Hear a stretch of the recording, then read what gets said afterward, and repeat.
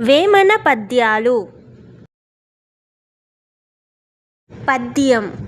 ఉప్పులేని కూర ఉప్పదు రుచులకు, పప్పులేని తిండి ఫలము లేదు, అప్పులేని వాడే అధిక సంపన్నుండు, విశ్వదాభిరామ వినురవేమ. పద్యార్థం.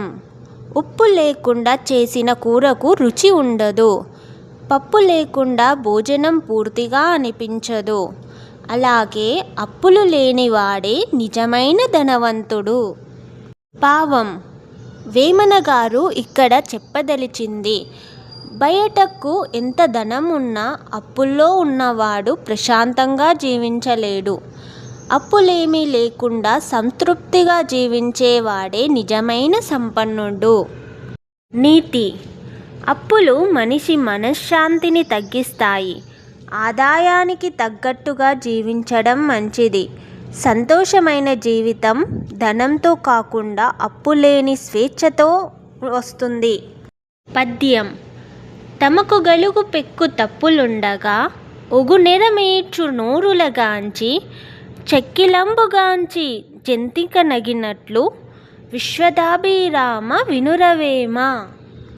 పద్యార్థం. తమలో ఎన్నో తప్పులు ఉన్నప్పటికీ ఇతరుల చిన్న తప్పులను చూసి విమర్శించే మనుషులు ఉంటారు. ఇది ఎలా ఉంటుందంటే, చెక్కిలం ఒక వంకర ఆకారపు తినుబండారం జంతికను చూసి నీవు వంకరగా ఉన్నావు అని నవ్వినట్టే ఉంటుంది. భావం. వేమన గారు ఇక్కడ చెప్పదలిచింది, మన తప్పులను చూసుకోకుండా ఇతరుల లోపాలను ఎత్తి చూపడం తప్పు, ముందుగా మనల్ని మనం సరిదిద్దుకోవాలి. నీతి. ఇతరులను విమర్శించే ముందు మన లోపాలను తెలుసుకోవాలి, ఆత్మ పరిశీలన ఉన్నవాడే మంచి వ్యక్తి. వినయం మరియు స్వీయ సరిదిద్దుకోవడం గొప్ప గుణాలు. పద్యం. పరగరాతి గుండు పగులగొట్టవచ్చు, కొండలన్నీ పిండిగొట్టవచ్చు, కఠిన చిత్తు మనసు కరిగింపగా రాదు, విశ్వదాభిరామ వినురవేమ. పద్యార్థం.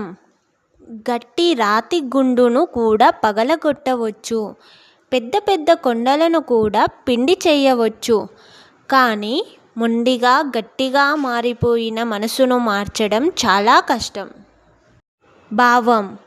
వేమన గారు ఇక్కడ చెప్పదలిచింది, భౌతికంగా ఎంత కఠినమైనదైనా మార్చవచ్చు, కానీ అహంకారం, మొండితనం, చెడు ఆలోచనలతో గట్టిపడిన మనసును మార్చడం అత్యంత కష్టం. నీతి. మనసు మృదువుగా వినయంగా ఉండాలి, మంచి మాటలు వినే స్వభావం పెంచుకోవాలి, మొండితనం మనిషి అభివృద్ధికి అడ్డంకి అవుతుంది. ఈ పద్యాలు మీకు నచ్చినట్లయితే please like, share and subscribe.